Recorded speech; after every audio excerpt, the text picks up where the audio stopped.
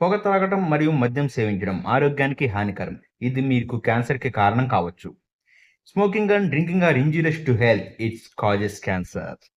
జై అమ్మాయిల్ని ప్రేమించడం, మోసం చేయడం ఆరోగ్యానికి హానికరం. మీ మనోభావాలు దెబ్బతింటే క్షమించండి. వీడియోని ఎంజాయ్ చేయండి. మీ గుంటూరు రోడ్డు ఛానల్.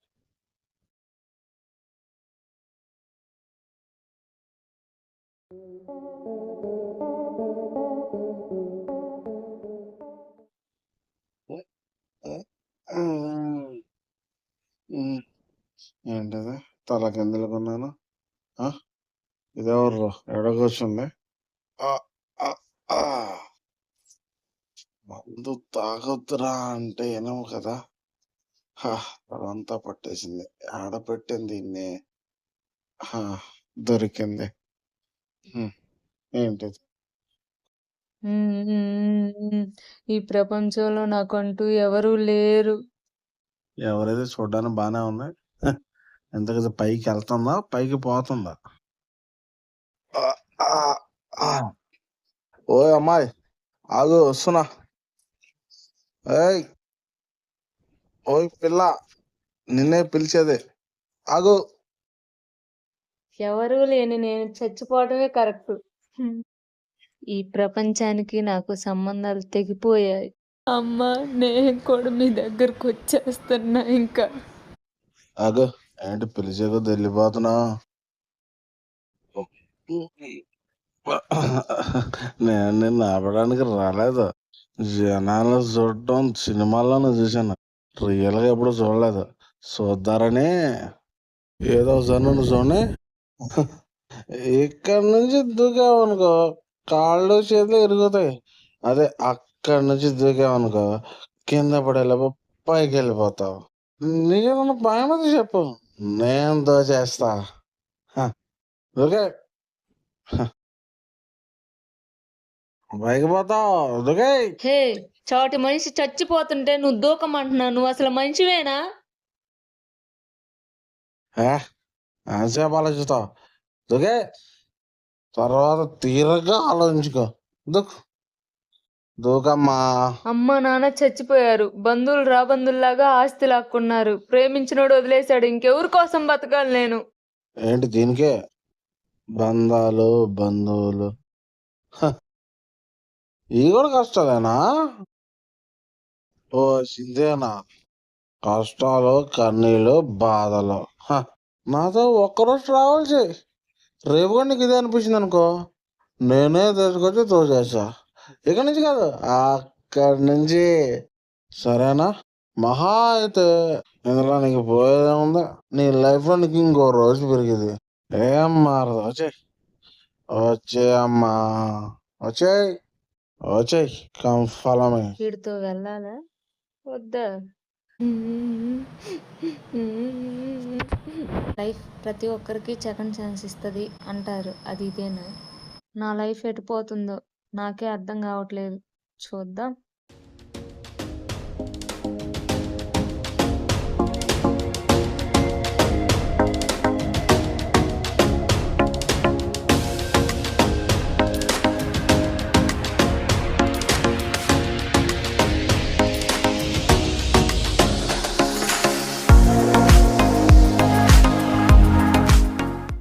ఇదే మన మహారాజు ప్యాలెస్, మన ఫ్రెండ్ది.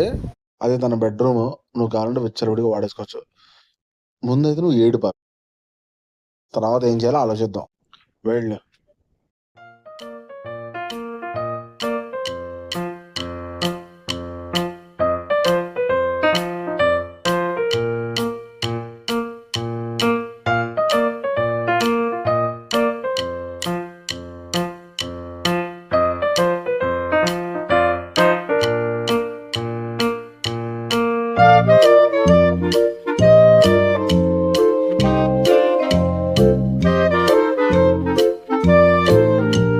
ఇప్పుడు చెప్పండి, ఎవరు మీరు? ఎందుకు చనిపోవాలనుకుంటున్నారు? నేను ప్రేమించిన వాడితో నా పెళ్లి కుదిరింది. నేను అమ్మా నాన్న పెళ్లి సంబంధం మాట్లాడటానికి వస్తుంటే యాక్సిడెంట్లో అమ్మా నాన్న చనిపోయారు. నా బ్యాడ్ లక్ వల్ల నేను బతకాల్సి వచ్చింది.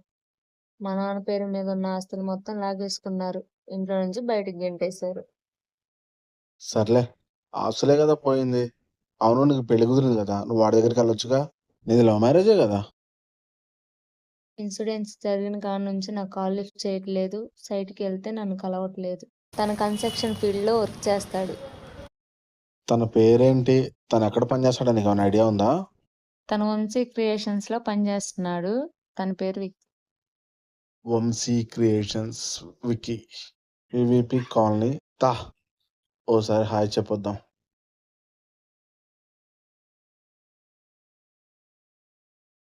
ఏంటి ఇక్కడ నాడు పని చేసేది? ఒకసారి ఫోన్ చేయి.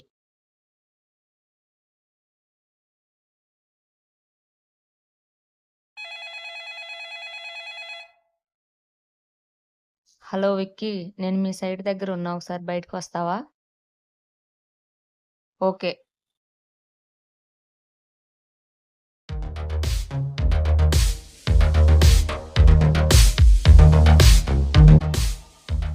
హాయ్ రాణి, ఇంకా గుర్తున్నాను, మర్చిపోయి ఉంటావు అనుకున్నా.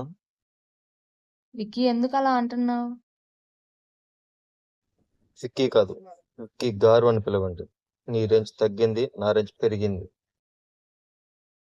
ఆల్రెడీ కోటీశ్వరాలతో నా పెళ్లి ఫిక్స్ అయిందమ్మా. వచ్చి మెక్కేసాడు. హే, హలో బాస్.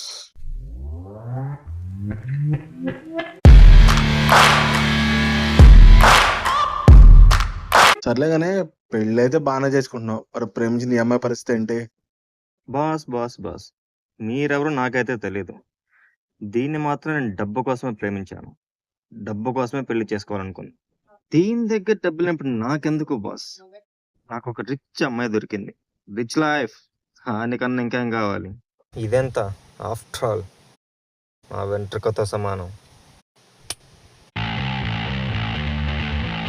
ఒసేయ్, రేయ్, నీలాంటి వాళ్ళ కోసం సిటీలో చాలా మంది అమ్మాయిలు ఉన్నారు, వాళ్ళ దగ్గరికి వెళ్ళు. ఇలాంటి మంచి అమ్మాయిలు జోలికి నాకు పొరా. ఒసేయ్ రాణి, గుర్తు పెట్టుకోవే, నిన్ను వాడిని అస్సలు వదలను, గుర్తు పెట్టుకో. ఇలాంటి వాడి కోసం నువ్వు చచ్చిపోతావు అనుకుంది. ఇలాంటి వాళ్ళు మన దగ్గర ఉన్న ఆశలు చూస్తారు తప్ప మన ప్రేమను ఎప్పుడు చూడలేదు. ఇదంతా వదిలేసి నీ లైఫ్ కొత్తగా స్టార్ట్ చేయి. వెళ్దామా?